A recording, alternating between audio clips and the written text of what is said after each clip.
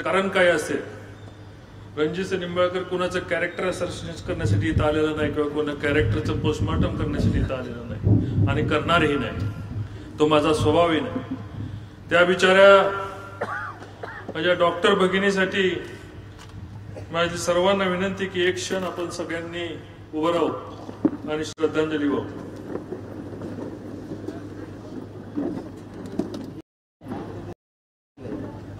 संपूर्ण महाराष्ट्राला दिसून द्या की फलटण तालुका कुठं चुकीचा तालुका नाही. माझी हजारोची जनता आज या ठिकाणी त्यांना श्रद्धांजली वाहते. माझ्या डॉक्टर भगिनीला सगळ्याला कळून द्या, त्यांच्या पालकांना, बंधूला कळून द्या, बीड जिल्ह्याला कळून द्या की त्या डॉक्टर भगिनीच्या आत्महत्येमध्ये आम्हालाही आमचे दुःख आहे, आमची संवेदना त्यांच्या बरोबर आहे. मी श्रद्धांजली या ठिकाणी त्यांना वाहतोय आणि आपण सर्वजण उभं राहिला. आपल्याला खूप खूप धन्यवाद. ओम शांती. प्रथमतः या पत्रकार परिषदेचं स्वरूपाच्या पत्रकार परिषद चालू करण्याच्या पूर्वी पत्रकार बंधूंचं मी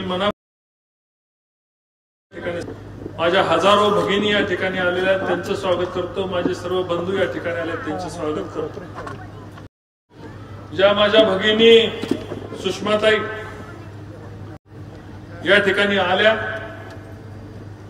त्यांनाही आपण निमंत्रण दिलं होतं.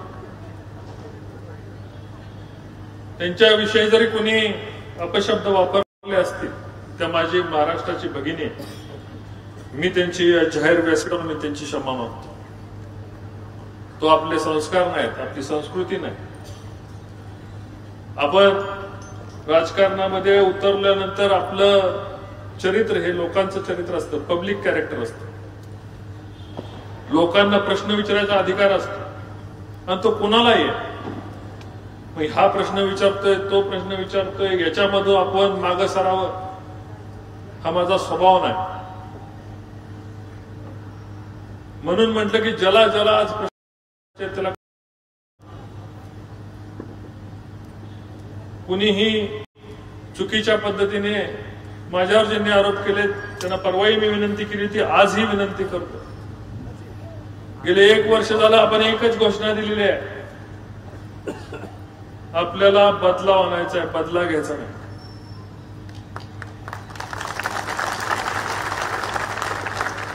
रणजितसिंह निंबाळकर बदला घेत नाही म्हणून तुम्ही माझ्या बरोबर आहे, चुकीचं वागत नाही म्हणून बरोबर आहे. तालुक्यामधली 60-70% जनता आज बरोबर येण्याचं कारण आपण आपल्यामध्ये बदलाव केलाय आणि म्हणून तालुक्याचा बदलाव होतोय.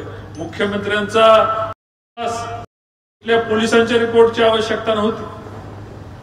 त्यांच्या अंतर्मनाला माहिती होतं चुकणार नाही. आयुष्यात जेव्हा जेव्हा मी काम करतो तेव्हा कधी अशा पद्धतीने चुकीची कामं घेऊन ना देवेंद्रजींकडे मी कधी भेटलो. 6 वर्ष 7 वर्षाचा माझा त्यांचा सहवास आहे. पंतप्रधानांना मी कधी भेटलो नाही. जो भेटलो या मातीच्या कामासाठी भेटलो. रणजितसिंह नाईक निंबाळकरला स्वतःसाठी काय पाहिजे म्हणून सुद्धा भेटलो नाही. तुम्ही देवेंद्रजींची याच्यामध्ये साक्ष काढू शकता. मी मातीसाठी पाणी मागेल, नीरा देवघर मागेल, धोंबलकुडी मागेल, प्रशासकीय कार्यालय मागेल, महसूल भवन मागेल, रस्ते मागेल, माझा फलटणच्या साठी जिल्ह्याच्या सुविधा मागेल. आणि माझी मागण्याची क्षमता आणि त्यांची देण्याची क्षमता असल्यामुळं आमचं एक वेगळं नातं या ठिकाणी निर्माण झालेलं आहे. त्यांच्यावरही माझ्यामुळं लोकांनी त्यांनाही नावं ठेवली. मी त्यांची या ठिकाणी या घटनेमुळं त्यांनाही काही गोष्टीला सहन करावं लागला असेल तर देवेंद्रजींची मी या ठिकाणी मी माफी मागतो. आणि विविध ठिकाणच्या वेगवेगळ्या तक्रारी ज्या माझ्याविषयी सोशल माध्यमातून ज्या केल्या त्यांच्याबद्दलची उत्तरं इलेक्ट्रॉनिक याच्यावर देण्याकरता मी माझ्या सहकारी टीमला विनंती करतो. तत्पूर्वी काल या तालुक्याचे आमदार, विधान परिषदेचे आमदार यांनी सांगितलं होतं माझं नाव देऊन जातो. मी आज जाहीर सांगतो, मला तुमच्याबद्दल तुम्ही चॅलेंज केलं हे सांगतो. या तालुक्याची बदनामी झाली ते तुमच्यामुळे झाली. तुम्ही कोणाला धमक्या देता नाव घ्या म्हणून? कोणाला धमक्या देता तुम्ही नाव घ्या म्हणून?